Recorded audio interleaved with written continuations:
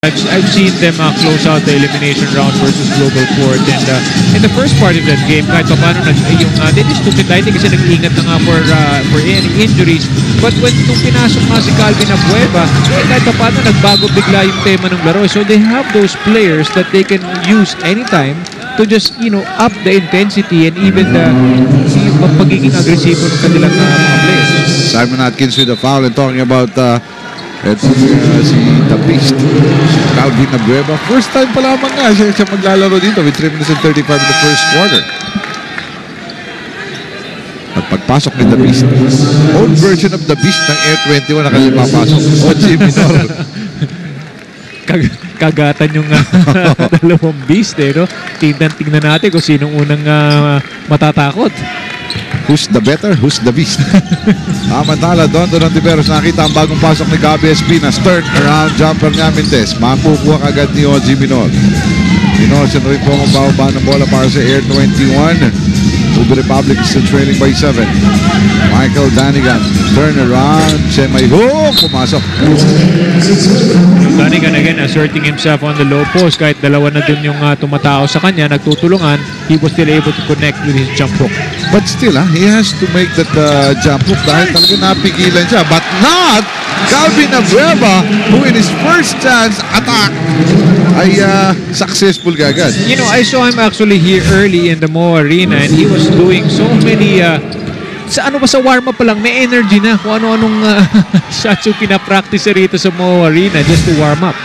At ang ating kasamang Sel Guevara, si Abueva naman ang ating pagkukwentuhan. Tama nga ang sinabi ni Coach Eric na kanina Calvin Abueva was clowning around because he has so much energy. At kung tanungin mo sa kanya how ready he is for the playoffs, ang sabi niya, ang taas ng kanyang kumpiyansa sa mga tira niya. Pinapantayan ng bantay niya. OG Minor umatake ka agad. First 2 points in the game. It's only a 5-point ball game, but Alaska still on top. Rob Dozier, nahanap ang lang point guard si RJ Azul. The Beast on the attack once again, Mintision. But he traveled. Matapos yung kanyang tira. Ay siya rin ang touching the ring or the board. So ang kupunan ng Air 21 this time, sila naman tatawag ng timeout, still trailing by 5 points, 20-15, and we'll be back in a minute.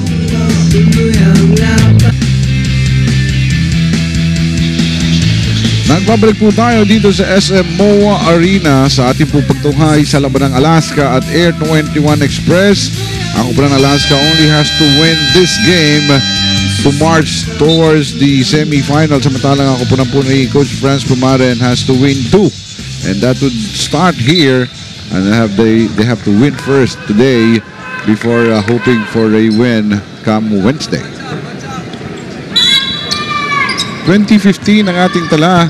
What so far nakikita natin, Eric, it's been Alaska dictating the tempo here in the first quarter. Well, yun na nga yun. Daming, kahit pa paano, they're getting a lot of turnovers so far from Air 21 and forcing them into taking a lot of tough shots.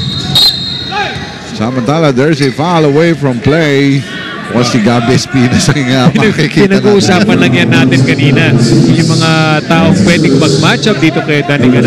Isa na yan. Ito si Gabby Espinas na nakita ko parang binalis ni Danigan after that possession. We go over the last game of Air 21. It was Dorian Peña of Petron who was doing that. Pampalambot ng karne. Itong si Gabby Espinas, siya naman ang pampalambot ng karne ng Alaska. Ang bola na si Air 21, Bonbon Custodio, pasok, putos kagad ang sinukli, chopping the lead down of Alaska down to 3. These are the guys who are actually crucial para sa kupunan ng Express. Their last game, he actually, siya yung bumuhay sa Air 21, lalong-lalo na nung napapagod na rin si KG Canaleta. At nung wala, itong si Mike Cortez, ganda ng nilaro na itong si Bonbon Custodio. A lot of confidence being given to him by Coach Franz Pumaren. Samantala yung entry pass, nasundot na, na-recover by Michael Danigan who will attack, but hammered once again by Gabby Espinas. Kanina pa yan actually after that first foul, and right there, may pasabit sa Abueva. may tenderizer part 2. So ang tag team po ni Gabby Espinas at ni Calvin Abueva, kaharap ngayon ni Michael Danigan. Well, si Sel naman nakinig po dun sa huddle ng Air 21 kanina at makikikwento tayo kay Sel. Rado, very evident ang comfort level ni Michael Danigan with Air 21 and he's ready for any physicality. Kanina tanong sa kanya ni Coach Franz, where do you want to post? Ang sagot ni Mike Danigan, kahit saan. In Tagalog, guys, ha? In Tagalog. Balik sa inyo. Madami nang natututunan talaga ito si Michael Danigan. Kahit saan. Kaya mukhang panayambasa niya ng English-Tagalog dictionary. Ang dami nang natutunan talaga. But actually, very nice guy off the court. But he's just a very intense basketball player when he's there. Oh! But you talk about intensity, you talk about Rob Dozier as well. Homing that slam dunk for his 4th point in the game. Tempo lang dito si Rob Dozier and he'll just slam off you.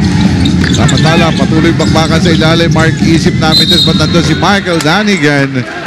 So kahit saan, gustong hanapin itong si Michael Danigan. Yung kahit saan muna yung kasama. Si Gabby Espinas at si Rob Dozier. Si Rob Dozier naman nagpakita ng kanyang pagsalampang. We also warned you about the aerial battle between the two imports, Danigan and Rob Dozier. Actually, Danigan will have to contend with Dozier in the air. Samantalang pagdating naman sa ground, ang dami pumapalo eh. Makikita mo once Danigan gets the ball underneath, he's actually being hacked. He's actually struggling now from the free throw line with actually making 1 out of 5 attempts. When you talk about on the ground, MMA style. Madami tumataga doon eh. Marami tayong nakikita dito sa ilalim ng basket. 22-18 po ang ating tala. Ang Alaska still on top by 4 with only 53 seconds to go in the first quarter. Dondon, jumper niya malakas. Sa tapikan makukuha Nelson. Pakita muli! Ito si Rob Dozier, another dunk for the Alaska import. Leading off itong si RJ Azul. Quick pass ang ginawa doon because nalibre nga bigla si Dozier. Parang pinapaalala ni Dozier, hindi lang si Danigan na kailangan bantayan. Kailangan bantayan din po itong import ng Alaska. Who's been namumuhay doon sa ilalim. A lot of dunks sa kanya pinakita. I remember at least 4. Well, itong si Danigan, nangyari kasi in that last play, he was forced to challenge the shot of one of the Alaska players. So nalabas ngayon siya. Kaya nalilibre ngayon sa ilalim si Dozier twice. So they have to really rotate well and they have to help Danigan because Danigan can't do it all. 2 out of 7 ang free throw shooting nitong si Michael Danigan tonight. Dito para po sa first quarter, he's been given the free throws, the opportunities, but he's not making those. He's going to get fouled a lot in today's ball game. Alam na naman na talaga ng Alaska is his son. That's why napaka-importante that he makes his free throws. At paalala natin, binabanggit po natin may iniinda siya sa tuhod. And a lot of factor, pag may iniinda ka sa tuhod, yung sa free throw shooting mo. Because the flow comes from the knees. From the knees. Except if you're Arwin Santos of the throw. Pulso-pulso na lang ang labanan. Santos, pulso din ang kanyang ginamit doon sa kanyang pabanda na tira to tally his 7th point and up the lead by 7. That's the biggest lead for Alaska in this first quarter. Bonbon Custodio looking for some movement using the pick. He will attack. Pop. Ang kanyang tira. Swap. Danigan needs all the support and Bonbon Custodio is one of those guys who can provide that for him. Arjesul nakawala kay Bonbon but not from Michael Danigan. It's a foul for Michael Danigan. Yung pa lamang po ang kanyang unang personal foul. For Air 21 nasa penalty po sila. And that will put RJ Azul sa free throw line. RJ Azul is actually a great defensive player. Pinag-uusapan nga natin yun nung when he played against Global Port, he had to play defense against Gary David. And I was so, nabilib ako because hindi makatanggap ng bola si Gary David. He wasn't blocking him or stealing the ball, but just the mere fact that he was denying the pass alone is great defense already. 2.9 remaining, malayo tira ni Bonbon. At tinamaan yung ating cameraman doon. At wala siyang na-score. 28-21, 7 puntos.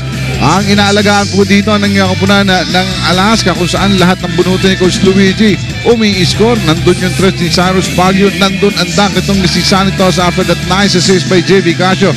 And of course, the first quarter was starred by Rob Dozier. So natapos po ang ating first quarter. Alaska Aces and the Gatas Republic up by 7, 28-21.